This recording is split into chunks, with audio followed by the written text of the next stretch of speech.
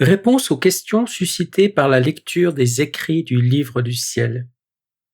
La lecture des écrits du livre du ciel suscite de nombreuses questions qui demandent d'être élucidées. L'œuvre est particulièrement vaste, elle brasse de très nombreuses thématiques et traite de la quasi-totalité des sujets théologiques et doctrinaux. Elle traite de la création, de la rédemption et naturellement de la sanctification qui est sa justification majeure.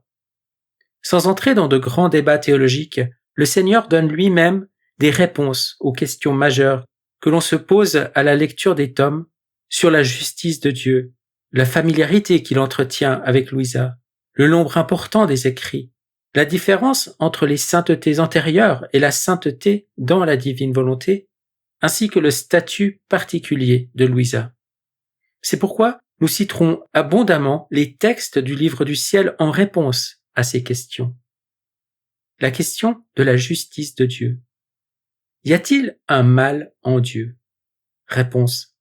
Absolument pas. L'Écriture nous enseigne que Dieu est amour.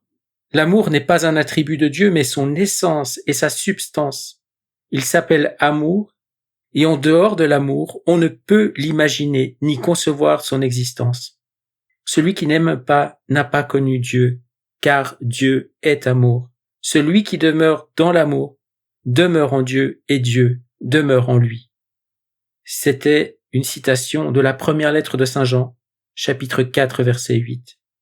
Il est donc infiniment amour et il ne peut y avoir en lui aucune trace de mal. Et s'il n'y a pas de mal en Dieu, pourquoi pense-t-on qu'il châtie, comme on le lit dans plusieurs passages du livre du ciel? Réponse. En parlant des châtiments de Dieu, comme Jésus le laisse entendre dans plusieurs passages du livre du ciel, nous ne l'entendons pas dans le sens où il serait la cause du malheur de l'humanité, mais plutôt dans le sens où il le permet. Le mal originel a retenti sur la création et a provoqué le chaos depuis la sortie de l'humanité de la divine volonté. La création ayant perdu son harmonie originelle, s'est inscrite dans un constant mouvement de fébrilité et d'instabilité qui a généré cataclysmes et catastrophes. S'y ajoute le mal dans son aspect personnifié, incarné par le diviseur, le mauvais, qui travaille avec acharnement à soustraire l'humanité du projet de Dieu, de le faire revenir au rang, au but et au dessein pour lesquels elle a été créée. La conjugaison du chaos dans la création et l'action du mauvais agissant dans les âmes plonge la race humaine dans les ténèbres avec leur cortège de souffrances, de maladies et de morts. Jésus semble permettre sans intervenir. La fontaine du mal n'est donc pas en Jésus, mais dans la volonté humaine. Citation du tome 12, le 15 décembre 1919. Jésus est amour et miséricorde, et sa justice est toujours au service de cette miséricorde. Jésus s'explique à Luisa Picaretta. Ce qui suit est une citation du tome 14 au 9 juin 1922. Je suis peiné quand les créatures pensent que je suis sévère et que je désire exercer la justice plus que la miséricorde. Ils s'attendent à être punis par moi pour la moindre faute. Oh, comme cela m'attriste, puisque cela les porte à se tenir loin de moi. Et ceux qui se tiennent à distance de moi ne peuvent recevoir toute l'infusion de mon amour. Ce sont plutôt eux qui ne m'aiment pas. Ils me croient sévère et presque effrayant. S'ils jetaient seulement un regard sur ma vie, ils verraient que je n'ai exercé qu'un seul acte de justice pour défendre la maison de mon père. J'ai pris les cordes et j'ai expulsé ceux qui violaient le temple. Tout le reste dans ma vie n'a été que miséricorde. Ma conception a été miséricorde. Ma naissance a été miséricorde. Mes paroles ont été miséricorde. Mes actes ont été miséricorde. Mes pas ont été miséricorde. Le sang que j'ai versé fut miséricorde. Mes souffrances furent miséricorde. J'ai tout accompli dans la miséricorde de mon amour. Pourtant, beaucoup me craignent, alors qu'ils devraient se craindre eux-mêmes beaucoup plus que moi. Jésus se défend de punir car il ne peut pas avoir créé l'homme pour le détruire. Voici ce que Louisa écrit au tome 11, le 3 août 1916. Je me souviens aussi que, alors que je le priais pour qu'il fasse cesser les fléaux, il me dit « Ma fille, penses-tu que je veux les punir ?»« Ah non, bien au contraire. Mon amour est si grand que j'ai passé toute ma vie à refaire ce que l'homme devait faire pour la suprême majesté. Et comme mes actes étaient divins, je les multipliais pour tous, au point de remplir le ciel et la terre, de telle sorte que la justice ne vienne pas frapper l'homme. Mais, par le péché, l'homme a brisé cette défense, et, quand la défense est brisée, les fléaux frappent. Si Jésus n'est pas la cause directe des châtiments, pourquoi les permet-il? Le bien supérieur pour Jésus est le salut des âmes. Louisa écrit le 20 novembre 1917 au tome 12. Je poursuivais dans mon état de souffrance, et mon aimable Jésus venait et s'envolait immédiatement à la vitesse de l'éclair, ne me laissant pas même le temps de le supplier pour les maux qu'endure la pauvre humanité, spécialement ma chère terre natale. Quel coup pour mon cœur que cette invasion d'étrangers chez nous. Jésus me l'avait pourtant dit auparavant pour me faire prier.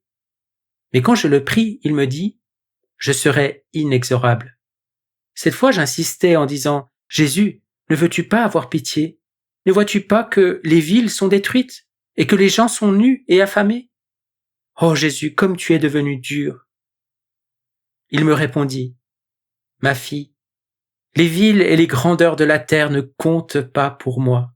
Ce sont les âmes qui comptent pour moi. Après avoir été détruites, les villes, les églises et les autres choses peuvent être reconstruites. Au déluge, n'ai-je pas tout détruit? Tout n'a-t-il pas été reconstruit par la suite? Mais les âmes, si elles sont perdues, c'est pour toujours. Personne ne peut les redonner. Je pleure sur elles. On a renoncé au ciel pour ne s'attacher qu'à la terre. Je détruirai la terre, je ferai disparaître ces plus belles choses qui, comme des pièges, capturent l'homme. Jésus est-il donc insensible à la situation de détresse des hommes? Il est impossible que le cœur miséricordieux de Jésus soit insensible à la souffrance de l'homme. Même quand il permet les souffrances, il souffre avec ceux qui souffrent et attend avec impatience que l'âme revienne à lui. Louisa écrit, le 2 mai 1915 au tome 11, « Mes jours sont de plus en plus amers. Ce matin, mon doux Jésus se montra dans un état de souffrance indescriptible. En le voyant si souffrant, je voulus le soulager à tout prix. Ne sachant que faire, je le serrai sur mon cœur et approchant ma bouche de la sienne, j'essayais d'aspirer une partie de son amertume intérieure, mais sans succès. Je recommençais, mais en vain. Jésus pleurait, et moi aussi je pleurais, voyant que je ne pouvais soulager sa peine. Quel tourment! Jésus pleurait parce qu'il voulait déverser son amertume en moi, alors que sa justice l'en empêchait, et moi de le voir pleurer et de ne pouvoir l'aider. Il y a des souffrances qu'aucun mot ne peut décrire. Sanglotant, il me dit « Ma fille, les péchés m'arrachent des mains les châtiments et les guerres. Je suis forcé de les permettre, et en même temps je pleure et je souffre avec les créatures. Et même lorsque ces châtiments lui échappent, c'est toujours avec l'amour le plus tendre qu'il envisage au travers de ces châtiments le salut des âmes. » Il dit à Louisa au tome 12 le 15 décembre 1919 « Quand ma justice me force à frapper les créatures, il semble que je leur fais du mal. On va jusqu'à dire que je suis injuste. Mais cela est impossible, parce que la fontaine du mal n'est pas en moi. Tout au contraire, dans ces souffrances que j'envoie, il y a l'amour le plus tendre et le plus intense. C'est la volonté humaine qui est la fontaine du mal. Si elle semble faire quelque bien, ce bien est infecté et quiconque y touche en devient également infecté. » Jésus constate douloureusement que l'homme ne peut véritablement changer que lorsqu'il est atteint dans sa chair, ce qui le motive à ne pas intervenir dans les fléaux qui s'abattent sur lui, puisqu'il sait qu'en définitive, son âme sera sauvée. En même temps, il souffre et pleure avec lui et forme dans sa divine volonté ceux et celles qui l'aideront à empêcher les âmes de se perdre. Jésus souffre toujours avec ceux qui souffrent. Louisa écrit le 12 août 1915 dans le tome 11. « J'étais dans mon état habituel et se montrant brièvement, mon toujours aimable Jésus me dit « Ma fille, que les gens sont durs. Le fléau de la guerre ne suffit pas. La misère n'est pas assez grande pour qu'ils capitulent. Ils ont besoin d'être atteints dans leur propre chair. Autrement, on n'arrive à rien. Ne vois-tu pas que la pratique religieuse va bien sur les champs de bataille? Pourquoi? Parce que les gens sont atteints dans leur chair. Ainsi, il est nécessaire qu'il n'y ait aucun pays qui ne soit touché d'une manière ou d'une autre, que tous soient atteints dans leur propre chair. Ce n'est pas là une chose que je désire, mais leur dureté m'y force. » En disant cela, écrit Louisa, il pleurait. Je pleurais moi aussi, et je priais pour que les peuples se rendent sans qu'il n'y ait besoin de tuerie, et pour que tous soient sauvés. Il me dit, « Ma fille, tout se trouvera dans l'union de nos volontés. Ta volonté s'unira à ma volonté, et nous implorerons pour qu'il y ait suffisamment de grâce pour le salut des âmes.